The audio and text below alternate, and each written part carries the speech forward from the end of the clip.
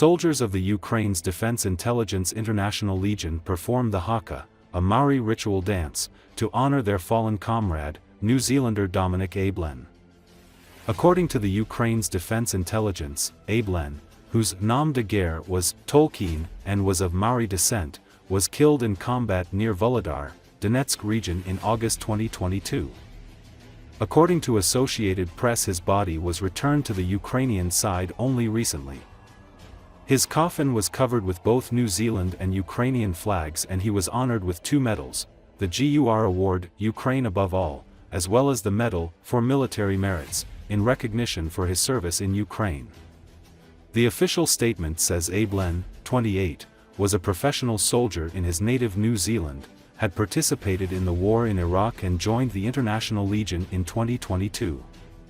As momentum builds for a ceasefire with Russia, Ukraine has lost a valuable bargaining chip.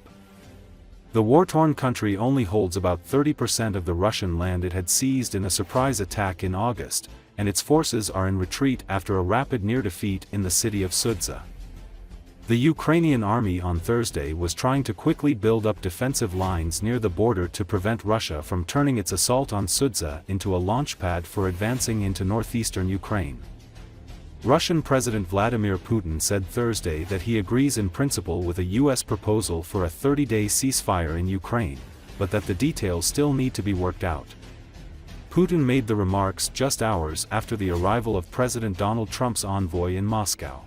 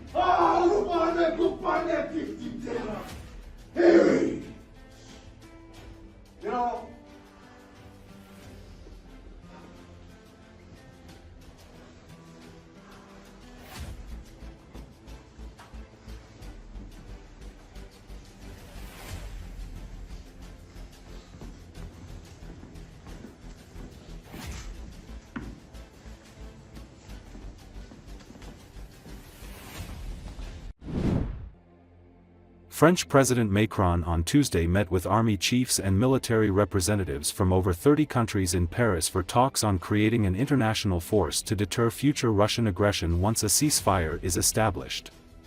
They include troop size, location and, crucially, military options in the event of a transgression. The Paris meeting is the most significant culmination so far of French and British efforts to rally nations under a so-called coalition of the willing to safeguard Ukraine by establishing a reassurance and deterrence force to dissuade Russia from invading again. Macron said it would be held in close coordination with the NATO alliance. The talks include nearly all 32 NATO countries, notably without the United States, as well as Commonwealth nations and Asian powers Japan and South Korea, said a French military official. Participants were invited to spell out what their militaries might be able and willing to contribute, be that troops, weapons or other assistance. Macron said it was time to move from concept to plan, to define credible security guarantees, and insisted the French-British blueprint should come along with the NATO alliance and its capabilities, Macron's office said, yet without offering detailed specifics. Slovenia's army chief at the meeting, Lieutenant General Robert Glavas, said his NATO and European Union country is willing to be part of the effort. But he said he was hoping for a clearer picture of how a post-ceasefire international force for Ukraine might work, what its missions might be, which countries want be part of it, and whether it would have a mandate from the United Nations or another body.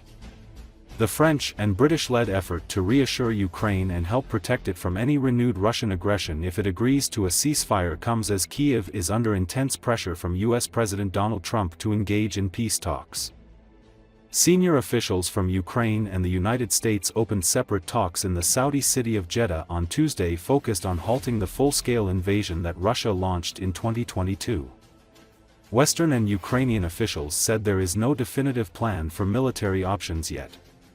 The Associated Press spoke to Western and Ukrainian officials in Kyiv, as well as French officials in Paris and British officials in London. The officials spoke on condition of anonymity to speak openly about sensitive matters. For Ukrainian officials, key questions are how such a coalition would react if Russia violates a future ceasefire, whether it would respond militarily to a large Russian offensive and how quickly.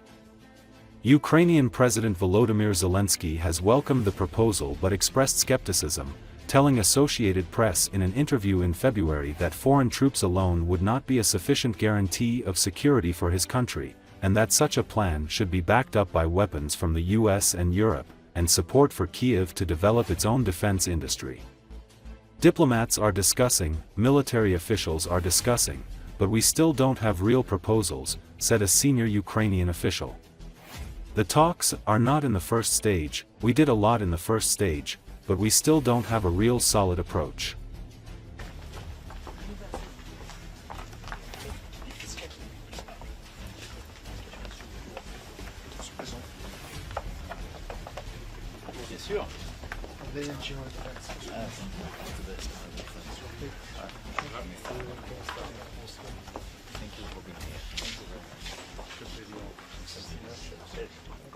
Thank you very much. Thank you for the great partnership. Is the exercise to come? We have together. Mr. President, Michael Hilgard, Chief of Defense of Denmark. Thank you very much for the great step forward. Being decided, all my support. Bring on the very command of the stand. Thank you for the support and the support. Thank you for your presence.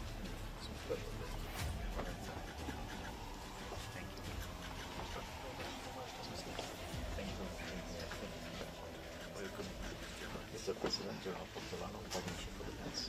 Thank you. No, I do appreciate it. Thank you. Charles, vous allez bien? Tout va bien. Tout va bien. Ouais, Charles.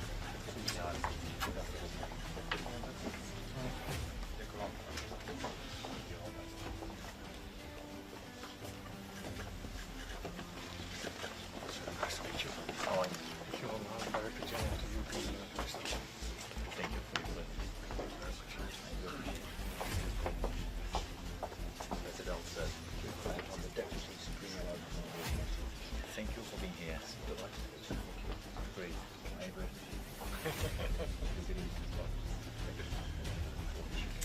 Monsieur le Président, c'est un délai de Général, vous parlez français? Oui, un peu.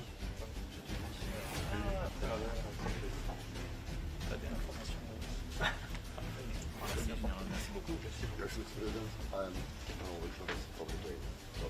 Thank you for being here. Thank you for possibility. All the best to your president. The word of NATO and thank you. No, thank you very much. Mr. President, Chief of Defense of Poland. Thank you. My support for Eastern Flank.